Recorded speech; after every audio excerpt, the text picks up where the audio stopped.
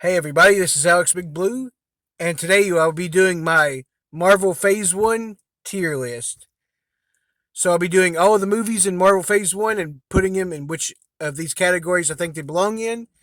So here are the six potential grades that they can get. At the top, we've got Top Notch. This is my favorite ones of all of the MCU. These are some of the very best, high quality ones that I really like, and some of my favorite superhero movies, very likely too, or shows if it's what it is at the point. And next up after that, we've got Great Stuff. This is movies that I think are absolutely great, and they just fall just slightly under the top rank, but one of the better ones for a while for sure, and high quality that I absolutely like a lot, and probably even love, I would say, in some respect. So yeah, these will be some ones I really like as well. And then under that we have solidly good. So this will be basically ones that I like and quite a bit, and I would definitely be into rewatching them or talking about them quite a bit. Ones I definitely enjoyed quite a lot, but just quite under those other two by a little bit. And then after that we have okay. So this is pretty much what is like one that I enjoy. It's fine, and I may rewatch it at some point, but it's just it's good. I'm glad I watched it, but it's not anything nearly as good as those other ones where I'm kind of really thinking about it a lot and talking about it as much later on. And from second to bottom, we have kind of a letdown. So this one is movies that I thought, or movie or show that I thought I would like at least okay, and I definitely thought it had a lot of potential, and it winded up being just kind of a letdown in my opinion for whatever reason, of which I'm sure I'll have plenty when we keep doing these. And I plan on doing other phases too, but this is the first one that we're doing here, so all six of the original movies.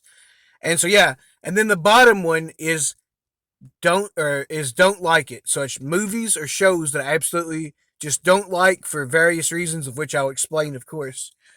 But yeah, so first of all, we have MCU Phase One, so that's what we're getting into today. Some of these categories may not even have any of these in it. We'll see. But without further ado, let's get right into the first movie, OG Iron Man. So for Iron Man 1, I would say for that one that it definitely kickstarts the whole thing off in a pretty good fashion. It's a movie that I thoroughly enjoyed and I thought was great when I watched it originally. And I was really pleasantly surprised, maybe even with how much I liked it, how good quality it was and stuff.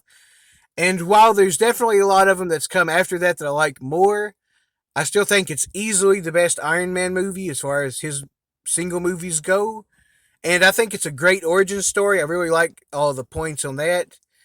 And, him making the suit in the cave and all the serious predicaments that him and other characters early on find themselves in. And I think it has pretty great action, and the supporting cast is really good in this as well. So yeah, so just I think Iron Man and Robert Downey Jr. are synonymous with each other forever because of this movie. And yeah, anyways, I think it is a great movie. And so, in other words, I'm going to put this one in great stuff. And next up, we have The Incredible Hulk. So, this, of course, is the MCU one, which is the Edward Norton one. And let's start off with saying that I think this is the best single titled Hulk movie so far, which is not saying a lot maybe compared to the other ones, but nonetheless, I enjoyed this movie for what it was, especially at the time. Although I might even like it just as much in retrospect as well, actually.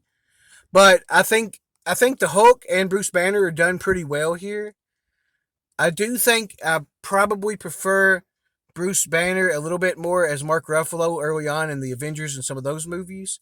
But I still think Edward Norton did a really good job as him also, though, in this. And overall, I would say the movie is decent. It's not super exciting or super interesting as much as a lot of the other MCU ones, I don't feel like. But honestly, it's definitely better than some of the other ones that's come more recently. But I would say overall, I really like the action at the end and him versus Abomination. I think that's really great. The big fight towards the end. And overall, I think it's a pretty decent movie to watch at least once. So I think I would say that it is, and this is not a bad thing. I would say it's okay. So I'll put it in that one. there. I enjoyed it for what it was, and it's definitely worth a watch if you've never seen it. And next up, we have Iron Man 2. So I think Iron Man 2 has certain spots and certain scenes that are pretty awesome. Like the racetrack scene is pretty good. The end is really cool. I really like how all of it wraps up, and the team up of War Machine and Iron Man at the end, even though it's kind of brief, it's still pretty awesome. And I also like some of the other stuff throughout it, I would say, too. War Machine in general is pretty good in this, I would say. But the thing is, it's not terribly exciting like a lot of the other MCU movies or entertaining throughout as much, I don't think. It seems to be a little bit more kind of forgettable too, I feel like. While I do like the strong points in it, I just feel like overall, compared to most of the MCU, it's not nearly as good. Well, at least as far as most of the older stuff, anyways. And it's a decent enough sequel, but I still think it's just it's just like okay, which is going to put me at it's barely in okay. It's still I don't think it's really a letdown. I just think it's just what it is, like a decent enough movie to watch at least once and an okay sequel. But certainly Iron Man 1, you know, light years ahead of this one in comparison, but nonetheless, I still think it is okay. Next up we have Thor, the movie that introduces Thor and Loki into this. I believe it's the first appearance of them in it too, if I'm not mistaken. As well as Odin and all those other characters. We really get a lot with them. The Warriors 3, I really like in this a lot. I also like the Frost Giants, and I think that all of the drama and, just crazy scenes, whether it be Loki's treachery or seeming like he's going to try to do some support at times just to betray people. And overall, I think Loki is one of the more interesting villains in the entire MCU, so I really like him in this a lot.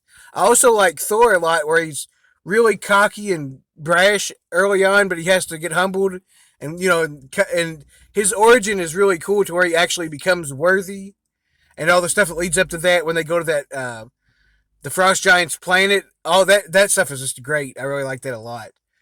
And I think his stuff on Earth, having to regain his powers through actually being worthy, is great.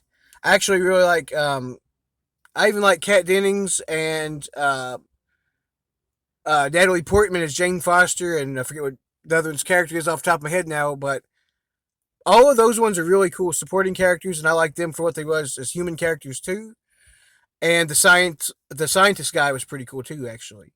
But yeah, I just like that movie a lot, and it is definitely great stuff. Now it's time for Captain America, the first Avenger. So the first Captain America movie and his introduction into the MCU was a really good success in my opinion, and I think it's a great origin story for Captain America and Steve Rogers. I think it really makes him a very likable and very endearing character early on through things like where he jumps on the grenade, of course, and just the fact that he's willing to put his body on the line even though he doesn't know what's going to happen through the surgery and all of that.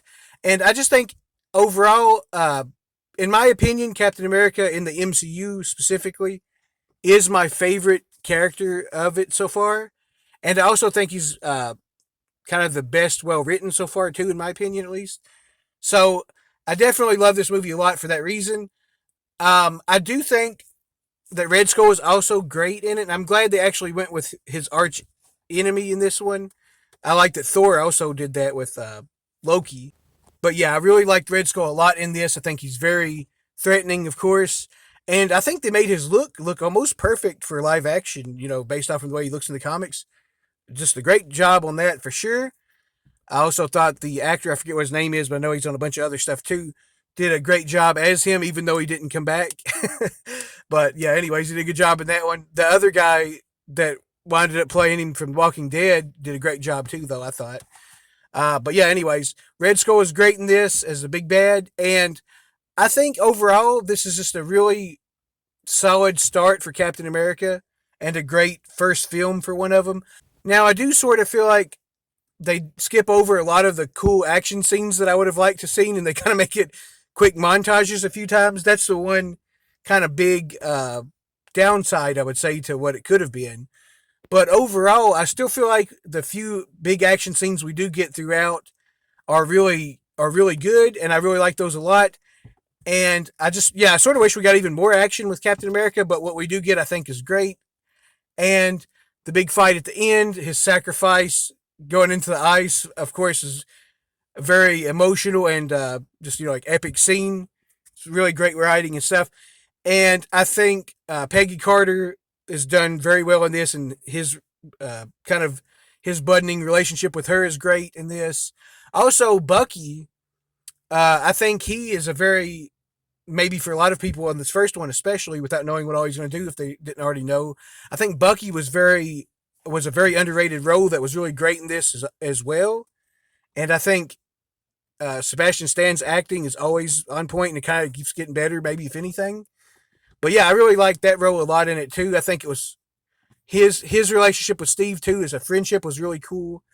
And just overall, I really like this one a lot. Like I said, I do feel like kind of the first act and third, maybe late third act are the strongest points. But I do like it in general. I sort of wish we just got a little bit more action throughout. But nonetheless, I really like this movie a lot, and it is still great stuff. And at last, we are at the final movie of Phase 1, which is, of course, The Avengers. So, The Avengers is kind of the gold standard early on, I think, for the MCU. They were all decent enough movies to varying levels, I think, led up to that. Like, at least okay, like I thought, in my opinion, to, great. But The Avengers is the first movie to really completely knock it out of the park in every respect, pretty much, in my opinion. And it is just really great because you get all kinds of action with all of the heroes coming together finally, and I think you get great characterization and scenes with almost all of them, and good character development as well between Cap and Iron Man, or between like Hulk and Iron Man, or Hulk and Cap, and you get Bruce Banner and Hulk at his peak finest, in my opinion, in this movie. I mean, just a scene of "I'm always angry," that reveal is one of the coolest scenes in any of them, I think. And it kind of makes sense, I think, too, for the whole that kind of whole idea. But yeah, just top notch all the way around in every way, pretty much. One of the only kind of minor gripes I can think of is I would have liked to see maybe more of Hawkeye be a hero on the team, but the fact that he's kind of brainwashed into the antagonistic role is also cool though, and kind of fun, interesting to see how deadly and dangerous he can be as a opposing force. And so that was also fun too, anyways. And ultimately, you still get a lot of Hawkeye in the big main wrap up third arc in that. So it's really just really great stuff all the way around, pretty much. And also, I think Loki, just like in the comics, where I think he was technically their first big and maybe first enemy in general, I think.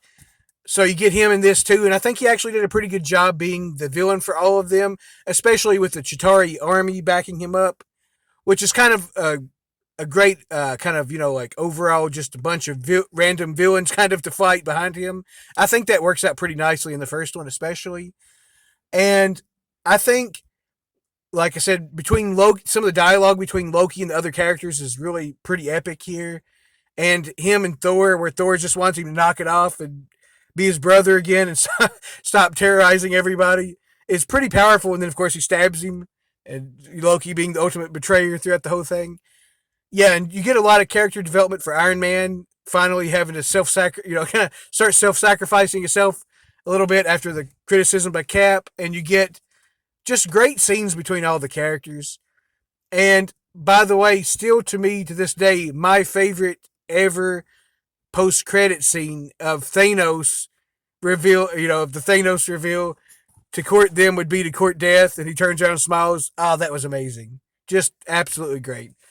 And then, of course, that awesome Soundgarden song kicks in, too. But yeah, I think that The Avengers is absolutely top notch, and it was a favorite movie of Phase 1. All right, here it is. Here's the whole Phase 1 list, tier ranked.